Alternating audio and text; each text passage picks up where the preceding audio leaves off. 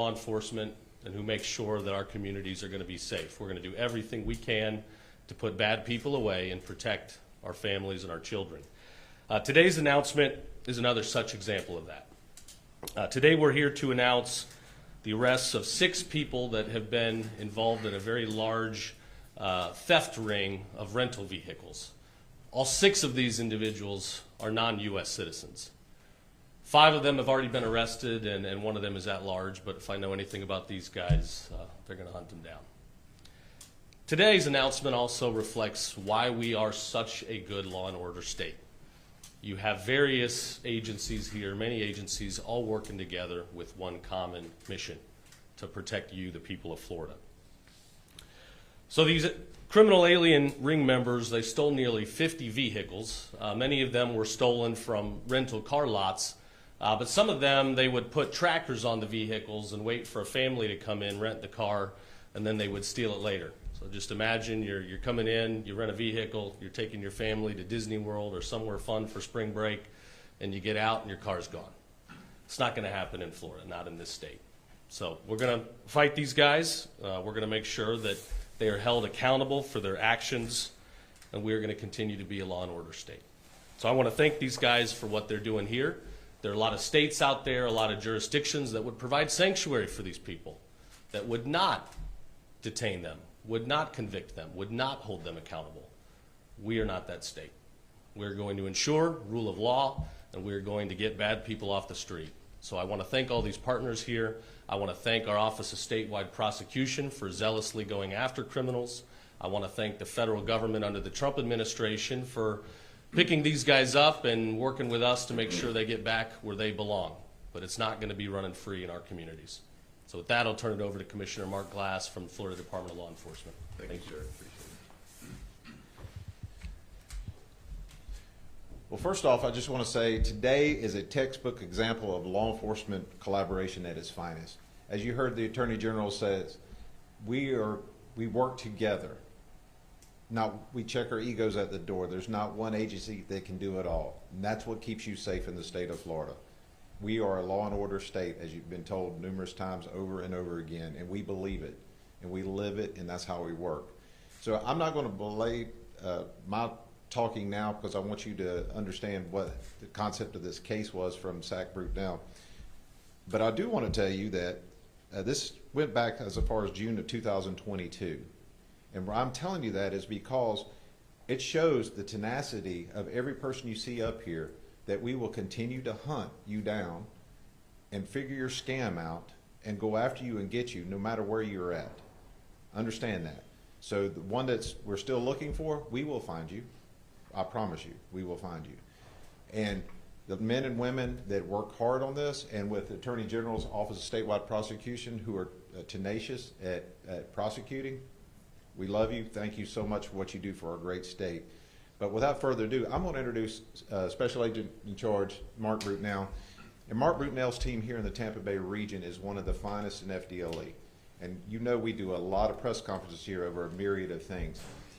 But showing how this group worked and getting into a RICO type of state here of racketeering, of what they did, in watching these investigators and troopers and prosecutors go after them, and with the help of our local partners, we couldn't have done it without them. So without further ado, I'm going to turn it over to Mark Brutnell. Thank you, Commissioner. Thank you, Mr. Attorney General. We're going to hold you to that. I promise you, my team is very excited about you coming back several times for good cases. So I'm going to kind of get into the nuts and bolts of this investigation, but let me first say it's complete collaboration, as the Commissioner alluded to, between FHP, TIAPD, HSI, Hillsborough County Sheriff's Office, FDLE, especially FHP, good partners for us with state law enforcement. So this group, it's 6 individuals that we know of right now. We still have further investigations to go. Started in the Fort Myers area back in 2022. They saw a big rash of rental vehicles being stolen from airports in their area down there.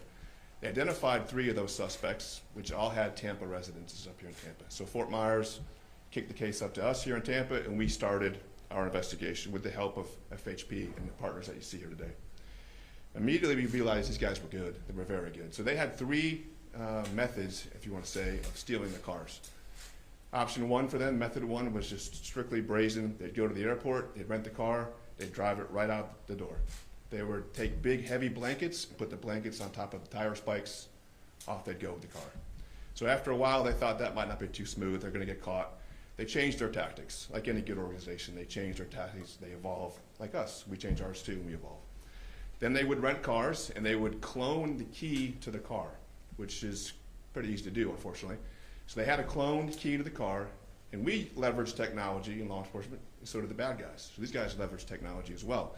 They would place Apple AirTags in these cars, return the car with a cloned key in their pocket, and they'd wait for a week or two. They'd know where the car was. They'd go see the car at a restaurant or a hotel or someone's driveway or an establishment, and they'd steal the car. Third option for them was, after they were doing that a lot, they thought, why don't we try this Turo thing?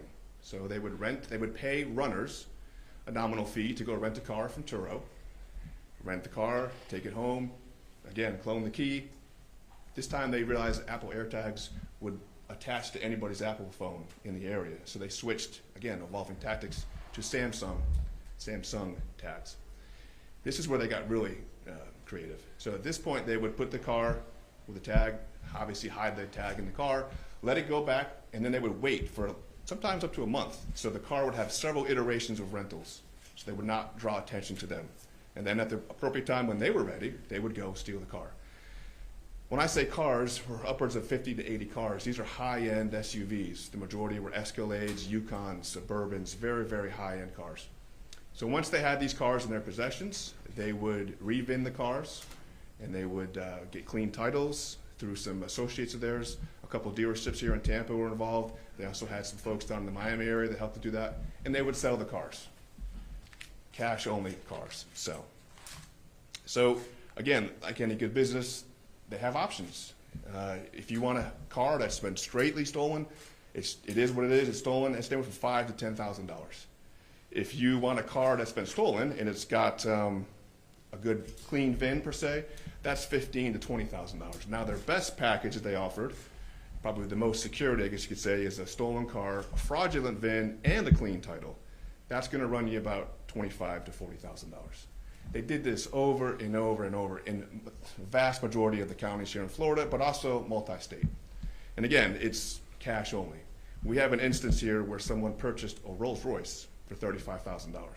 Now, I mean, I wasn't born at night. That was last night. So, I mean, you meet somebody in the parking lot and you're going to buy a Rolls Royce for $35,000 cash. There's something going on there. But these guys did it over and over and over until we caught them. With the help of the guys you see behind me, did a great job of catching these individuals. We have one that we're trying to convince to come in. We've talked to him. He's thinking about it, but we're tired of talking to him. So his name is Inti Alonso. If you know where he is, please convince him. He has an active arrest warrant. Please advise him to do the right thing, turn himself in.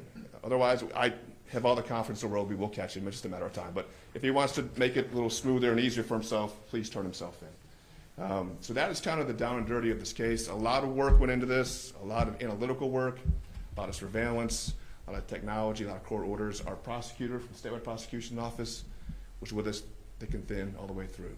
Again, collaborative effort. I'm very proud of the law enforcement agencies here in Tampa Bay. We work together, hand in hand, and produce very large-scale cases like this. You guys are victimizing citizens, visitors, tourists. We just can't have it. So with that, I'll turn it over to Lieutenant Gaskins with FHP. Hey, thank you this morning. The Florida Highway Patrol, this is a crystallizing case of partnerships we have between state, federal, and local law enforcement agencies. From the Highway Patrol side, this initiated from a basic traffic stop, what the Highway Patrol is out there doing every single day to ensure public safety. In this case, 2 years ago, a traffic stop led to a more in-depth investigation. And during that investigation, we discovered that vehicles were being stolen, VINs were being stolen, retitled, all those things that you just heard about. Once the two agencies realized that the cases were working together, we collaborated together with them, and we started putting bad people in jail. 81 cars recovered that are stolen. And again, our criminal interdiction unit with the Florida Highway Patrol here, especially in Troop C, Tampa Bay area, Outstanding job on their part. Jeremy Fields, my trooper behind me here, was the person who started it on our end. And so those efforts that they do, they're very good at how they do these investigations and following up. And all that information led to the collaboration that you see that we're able to give you today.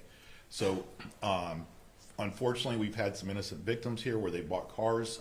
Again, like the SAC just said, if you're buying cars, we will take them back. So if you have a deal that seems too good to be true, it's too good to be true. So no cash offers. We don't buy cars in Walmart parking lots and so forth, things like that. If it's too good to be true, walk away from it. Don't be the innocent victim here, because you're going to lose out on that. Again, thank you for having us here. Thank you for covering the story, because all these agencies that are working together are making Florida safer and trying to put bad people in jail. Thank you. Thanks, guys. I got two more things I want to say. So first, again, you've got 6 criminals here, not one of them a U.S. citizen. This shows the dangers that have resulted from, the Biden, reckless border policy.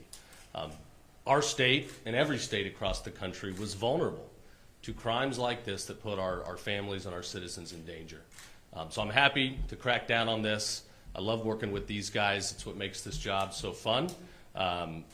Proud to announce again, as you've probably already heard, we are the first state in the country that has not only our statewide law enforcement certified by the federal government to have delegated responsibilities to help with ICE enforcement, combating illegal immigration, but all of our sheriffs are certified under 287G as well. So we're going to continue working together, and we're going to address this problem. I believe we've got the best law enforcement in the country, and that also means we need to pay them better. So I'm glad our governor, in his proposed budget, called for big pay raises for our statewide law enforcement. We've got a great state legislature. They've made key investments to prepare our state for future generations and leave it better than we found it. And I hope they'll come through for our state law enforcement as well. So with that, I'll take any questions. Commissioner, I'm not sure if you have any time for more details of the case, but I just wanted to ask, A, how much money overall was taken in by this group, and then what happened to the cash itself? Did they launder it? Did they keep it? Did you recover? I'm sorry, special agent. I'm sorry. That's a good question. No, it's fine. He's good. I'd say He's the one doing all the work. well, no, these guys do all the work. Yeah, I just approve timesheets. I would say that there were upwards of $1 million at least. And the cash, that's a good question. I've asked my guys, where's the cash? We can't find it.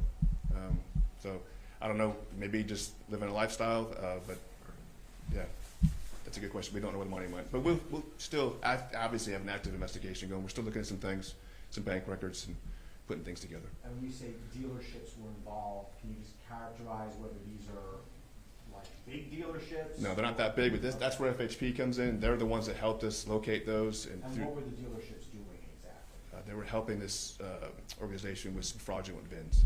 So they were like doctoring them? Yes. And FHP has a great unit that does only that, and without their help, we would not be here today. And were these dealerships in Tampa, in the city? Yeah, in Hillsborough County. Yeah. And do these buyers know what they're getting into? I mean, if you're buying a Rolls Royce for $35,000, don't you know maybe something's a little bit suspicious? Are they going to be held accountable for being involved in something that may seem sketchy? Well, I would echo what the lieutenant said from FHP. If it's too good to be true, it's too good to be true. Some of these folks, yes, were innocent victims, but some, I'm sure they had an idea. If you're, to his point, you're meeting somebody in a parking lot of Walmart to buy a brand new GMC Yukon for $20,000 in cash. There's something not right there. What's the next step in this process for these 5 men that are currently arrested? What does that process look like here on out? Well, so there's 3 in Hillsborough County. I think 2 are in Pasco. The court process begins now. So they have a right to the court process. Once we get the 6th guy in custody, he'll have the same right. 1 is in Texas. I'm sure he'll be extradited back to Florida to be held accountable for his actions. And we're continuing the investigation. I'm still looking at other associates as well.